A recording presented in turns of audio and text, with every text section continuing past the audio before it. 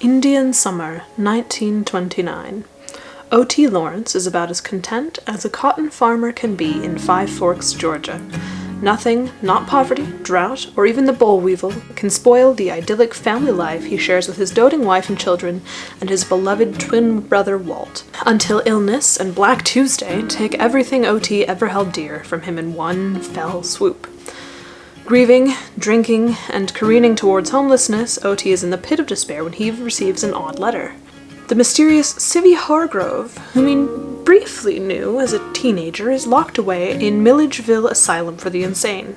O.T. travels through the Appalachian foothills of Rock Creek, through desperate antebellum towns, and on down to Milledgeville to find out what really happened to young Civvy Hargrove.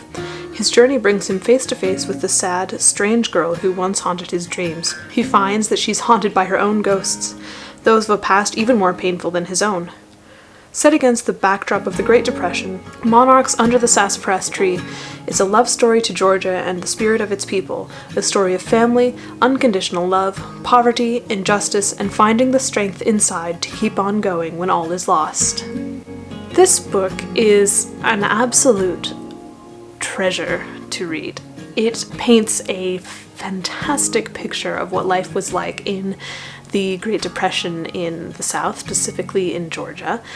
The characters are very well developed, and the language, oh my goodness, this language is written in the most stunning dialect. It is consistent throughout. It paints a vivid picture in your mind, and I think it definitely does the story well.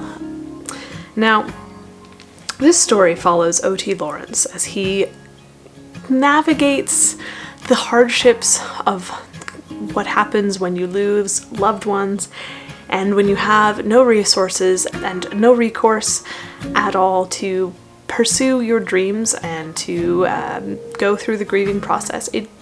The setup of the story is that O.T. and his twin brother Walt are growing up in Georgia, and the story starts in 1916 when they're teenagers. Now they are happy to go and work in the fields and then go to a tent revival.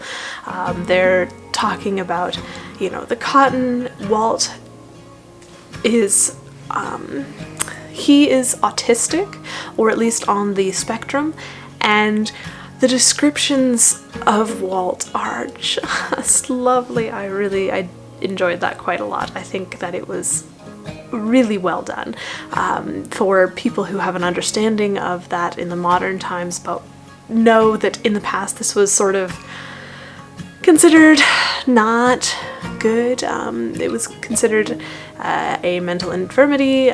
People would say that it was, a problem. They would sometimes even send them to insane asylums, which is what makes Civvy Hargrove's story even more relatable, because Walt would have been in much a similar situation if his family didn't care for him.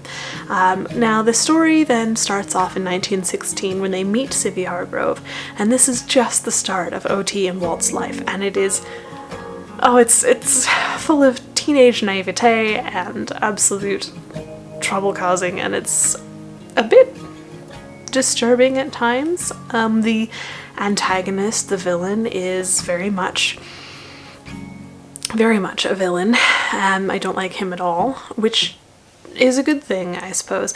I'm not being terribly coherent in my review. Let me go through and just say that the characters are very well done. O.T. and Walt are well developed and well painted, and they are consistent with the character that has been described to them while also being realistic. Betty Lou, O.T.'s wife, who dies, she is, I think, perhaps painted less clearly, which makes sense since she is a character that only appears for part of the novel. There are a few other side characters, Harvey, Julianne. They sort of also aren't painted as clearly, but I think are still done well enough that you can picture them very nicely, that they are realistic, but you don't need to pay as much attention to them simply because they don't appear as often, and I think that is very well done. The main antagonist, Billy Rev, he's painted very much as a villain, which makes perfect sense considering that he is a villain. However, I think he also he doesn't really have any redeeming attributes. Yeah, which I understand considering he's meant to be a bad guy, and he is a bad guy, but I almost felt like he was a bit of a mustache twirling villain. But that honestly was okay, because the rest of the story wasn't so much about him, it was about the actions of others and how they perceived the world, and I think that was the more important point, and I liked that quite a lot. The story itself felt like it could have just kept going. It was a bit meandering because you saw the characters' daily lives, you saw the problems that plagued them, and it was really well painted of a picture to see the whole reality of these characters' lives. This story was extremely well researched. It felt like stepping back in time, and it was quite well done.